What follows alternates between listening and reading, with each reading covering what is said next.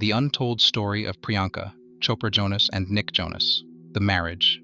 Nobody expected. Nobody saw this coming. A Bollywood superstar 10 years older, a Jonas brother barely out of his 20s. 7 months from first date to marriage. The skeptics said it would never last.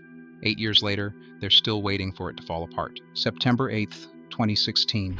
Nick Jonas slid into Priyanka Chopra's Twitter DMs with a message that sounds almost too casual for what it would become. "I'm hearing from a few mutual friends that we should meet." Her response: "My team can read this. Why don't you just text me?" Confident, direct, the kind of reply that makes you sit up straighter. But here's what nobody tells you about that moment. They wouldn't actually meet face to face for months after that exchange. Their first real encounter happened months later at the 2017 Vanity Fair Oscars party. Nick got down on one knee in front of everyone and said, "You're real. Where have you been all my life?" Sounds like a movie scene, right?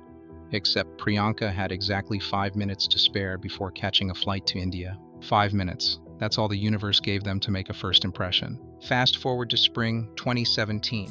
Ralph Lauren personally invited them both to the Met Gala. By this point, they'd been texting for months, building something neither of them fully understood yet. A week before fashion's biggest night, they met at the Carlyle in New York for drinks. Proper conversation this time. No rushing to airports. Afterward, Priyanka brought Nick back to her apartment, where her mom was waiting. And here's the detail that says everything about who Nick Jonas actually is. They didn't kiss. He gave her what she later described as a nice pat on the back and left. Respectful doesn't even cover it. The Met Gala itself became their unofficial coming out party, even though they insisted they weren't together. Nick, 24 years old, helped Priyanka, 34, with her extended train as cameras exploded around them. His brother Joe later admitted that Priyanka had knocked Nick completely off his feet. "He was just this little puppy dog," Joe said. But despite the chemistry crackling through every photograph, they still weren't dating. Not officially. Not yet. May 2018 changed everything. Nick convinced Priyanka to give him a real shot. His strategy? Genius. He told her he had tickets to see Beauty and the Beast at the Hollywood Bowl and was going with friends. No pressure, just a group thing. He brought 3 friends. She brought 1. By the end of that night, Priyanka later admitted, she realized Nick Jonas wasn't who she thought he was at all. She'd written him off initially. 25 years old, a rock star, probably not serious about settling down. She was 35, ready for marriage, ready for kids, ready for something real. "I didn't give it much of a chance," she confessed to Hoda Kotb years later. "I want stability." But that first proper date rewired everything she assumed about him. "I realized my husband is just like an old soul. He's stability in human form." Then Nick did something that sealed it. He wrote her a song. Not just any song, a piece filled with phrases she used, words that were distinctly hers. When he played it for her, she didn't want to assume. So he asked, "Does it sound familiar?" She nodded.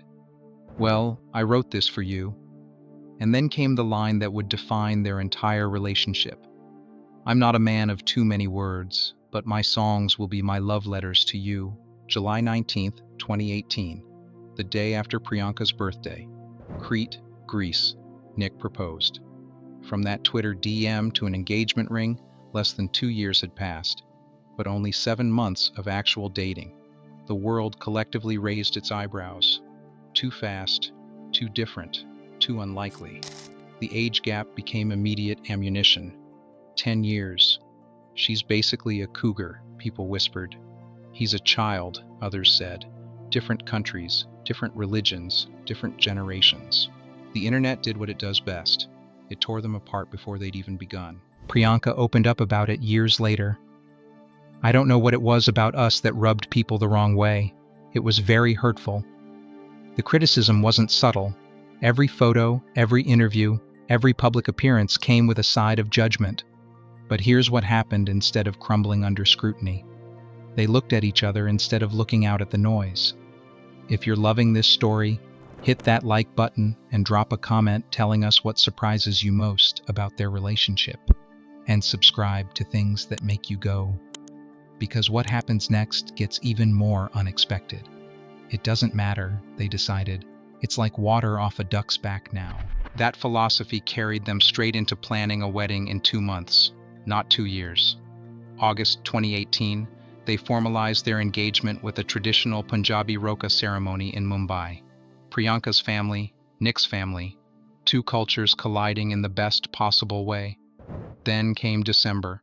The Taj Umaid Bhawan Palace in Jodhpur, 26 acres, the sixth largest private residence in the world.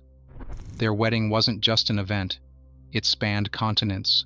First, the Christian ceremony. Nick's father officiated. Priyanka wore Ralph Lauren, a strapless column dress with an embroidered coat featuring 7 phrases. Compassion, family, hope. Nicholas Jerry Jonas. The date, her parents' names, a sacred mantra. She'd sewn a piece of Nick's mother's wedding dress into her gown. He wore a tux with fabric from her dress tucked inside his jacket, embroidered with the words, "My John." My life. The embroidery alone took 1,800 hours. Her veil stretched 75 feet behind her. The next day, the Hindu ceremony. Priyanka, in custom sabyasachi, red lehenga dripping with crystals and French knots. 110 artists worked over 3,000 hours on that single outfit. Her jewelry, uncut diamonds and emeralds set in 22-karat gold. 2 religions, 2 ceremonies, 1 unshakable commitment. But they weren't done. A reception in New Delhi attended by India's Prime Minister. 2 weeks later, another reception in Mumbai. Then a third reception, also in Mumbai, specifically for Priyanka's Bollywood network. 2 months after that, a fourth celebration in North Carolina at the Jonas family's restaurant. 4 receptions across 2 countries. People called it excessive. They called it honoring everyone they loved. Nick said it plainly afterward. It was kind of an instant thing. I knew once we locked in together that I had a partner for life and a teammate. Fast forward to 2022. They'd been married 3 years.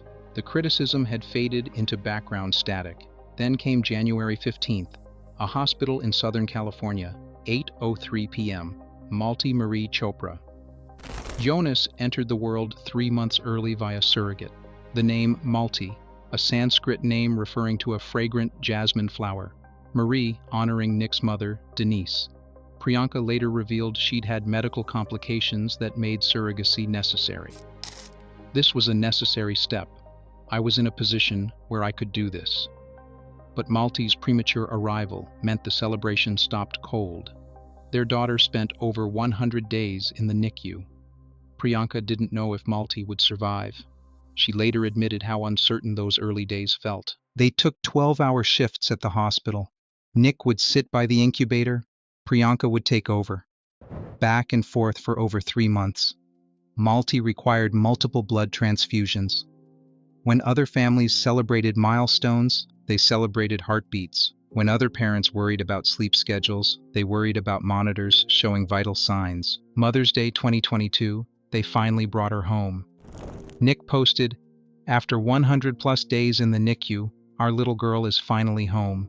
Every family's journey is unique and requires a certain level of faith." But home didn't mean relief. Priyanka couldn't sleep. In the NICU, you watch the monitor. At home, there's no monitor. I used to put my ear on her chest.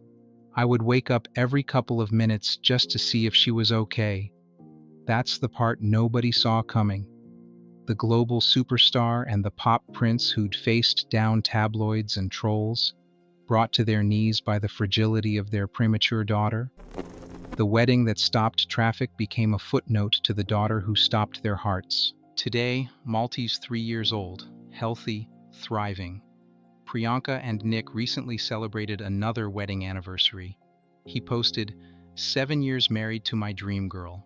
She reposted it. "You're what dreams are made of." If this story hit you differently than you expected, do us a favor. Hit that like button, drop a comment about what surprised you most, and subscribe to Things That Make You Go, for more stories that go deeper than the headlines. Looking back, what truly surprised everyone wasn't just the marriage. It was everything that came after. The way a former teen pop star became the most devoted husband. The way a Bollywood queen found her equal in someone a decade younger. The way two people from completely different worlds built something the doubters still can't explain away. Nick Jonas didn't chase fame when he chased Priyanka. He chased partnership, and Priyanka didn't settle. She found someone who matched her ambition with his steadiness, her fire with his faith. What looked like a publicity stunt from the outside was actually two people who knew exactly what they were building from that very first Twitter DM. The real story isn't about proving anyone wrong. It's about two people who decided that what they had mattered more than what anyone said about it. They turned skepticism into silence. They turned a whirlwind romance into an unshakable foundation. They turned 100 days of terror in a NICU into a testimony of faith. So maybe the marriage nobody expected became exactly what everyone needs to see. That love doesn't follow timelines. That strength looks different than we think. That the most unlikely matches sometimes make the most sense. Nick and Priyanka didn't just survive the odds, they rewrote them entirely.